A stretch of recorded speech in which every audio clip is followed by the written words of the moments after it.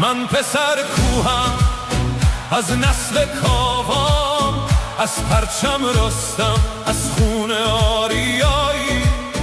در سینه ام آتش اجداد جاویدان است.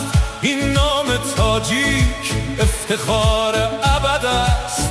از دل تاریخ 1000 ساله برخاستم. مو تاجیکم با این نام ایستادم. نه شرق جدایمان میکن نه غرب، ما فرزند یک خاک، یک نام، یک شهر. ریشمان در پامیر، آسمانمان بلند، تا آخر دنیا، تا آخر پیمان. بالا شد ای وطن تا به فلک ها رسی، با نور وحدتت تا به ملکا رسی.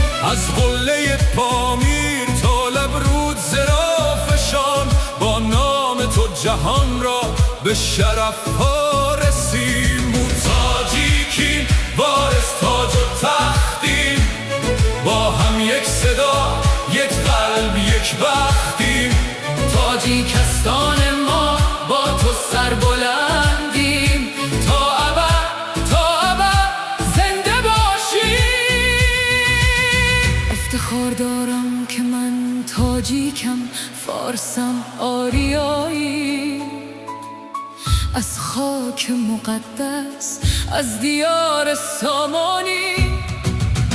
در رگهاییم خونیست از 1000 سال تاریخ. از ناله نی، از فغان دل، از شکوه جوانی. هر کوه تو دیوار است، هر